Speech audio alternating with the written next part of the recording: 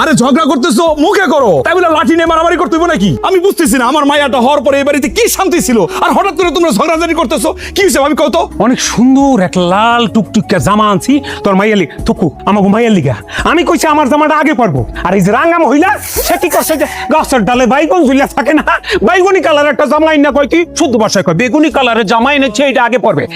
এই জামা আমার মাইয়ারে ভূতের মতো দেখাতে পড়তে পারবো না, মানে পারবো না। তুই কালার চিনস? উনি একটা লাল জামা লয়েছে, ওই লাল জামা পইরা আমার মাইয়া যদি মার লাগে বাইরে হাঁটতে যায়, যদি আমার মাইয়ার সাড়ে তারা করে, সাড়ের কথা বাদ দে, ওই লাল জামা পরার পর আমার মাইয়ার গায়ে যদি বোমড়ে উল ফোটায়, ওই ব্যথা কি তুই সহ্য করবি? পাটার করে পাটা।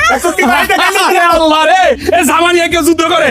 ওই লাল জামা পরার পর আমার মাইয়ার গায়ে যদি বোমড়ে উল ফোটায়, ওই ব্যথা কি তুই সহ্য করবি? পাটার করে পাটা। আল্লাহ রে, এই জামা নিয়ে কেউ যুদ্ধ করে?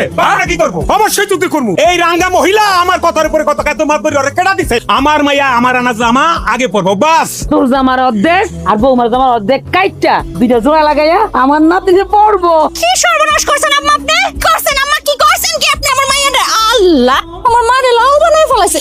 আপনার কি আক্কেল বুদ্ধি নাই আম্মা? এই ঠাডা পড়া রোদের মধ্যে আমার মাইয়াটারে লয়ে আপনি কই গেছিলেন? তোমার কতদিন কইছি আমার আম্মা জানলে কোথাও গেলে অবশ্যই একটা ছাতা নিয়ে যাইবা। মারে তুই কি জানোস মা, তুই দুনিয়াতে আসার পর আমার মরণ বেদি আল্লাহ আমার ভালো করে দিছে রে মা। তুই আহার 7 দিন পরে ডাক্তারের কাছে গেছিলাম, ডাক্তার আমার রিপোর্ট দেখে কয় সমস্ত রিপোর্ট নাকি নরমাল আইছে। তোমরা কি শুরু করছো? আমার মায়াটারে তোমগো মায়াটারে এত ভালোবাসতেছো, আমরা দুজনেতে ফেল মারাই ফেলতেছো। মাইয়া তো আমার কাছে আপনার করেই বেশি চিনে। আমি কে? আমি হলো তার বড় মা। এখন হেলাল যে বড় মাছটা আনছে এটা কাইটটা ভালো করে রান্না করো, বুনা করো। আমি পারতাম না, আমি এখন আমার মাইয়ারে গোসল করাম, আমার মেলা কাম আছে, আমি এখন আনতে পারবো না। আচ্ছা আমি যাইতেছি।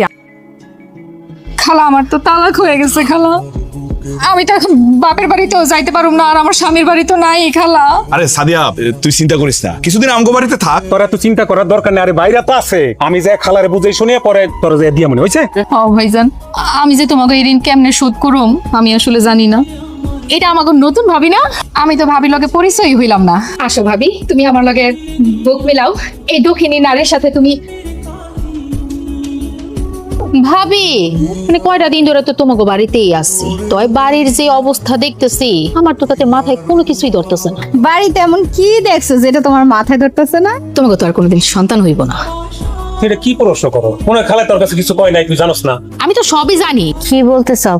খোলাসা করে কত। এটা তো আর তোমাকে সন্তান না, তো পরের সন্তানরে এত জান প্রাণ দিয়ে লালন পালন করার তো কোনো মানে হয় না ভাইজান। মানি হবে না কে? আর ও তো আমাকে সবার সন্তান।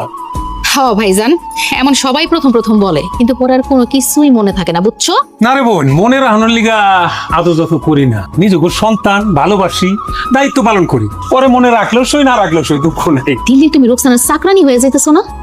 এটা কেমন কথা কইলা বোন? আমরা সবাই মিলে এক বাড়িতে থাকি, এক বাড়িতে থাকলে একজনের কাম আরেকজন করব, এটা তো স্বাভাবিক, তাতে চাকরানি হওয়ার কি হইলো? আমার মনে হয় তোর মাথায় একটু ডিস্টার্ব দিছে, তুই সাদা জিনিসটার কালা দেখতাছ। তুই আন ঘরে যাবি, যাইয়া শান্তি মতো একটা ঘুম দিবি, ঘুম দিলে মাথাটা ফ্রেশ হবে। যা যা। ভাইজান আমি তো ঘুমামই, আমার নিয়ে তোমার চিন্তা করো লাগো না। কিন্তু ওই রোকসানা বেগম যে তোমাগো নাকে দড়ি দিয়া ঘুরাইতেছে, সেটার কি হইব শুনি? আর সেই নাকের দড়ি কিন্তু এই মাইয়া, বুঝছো?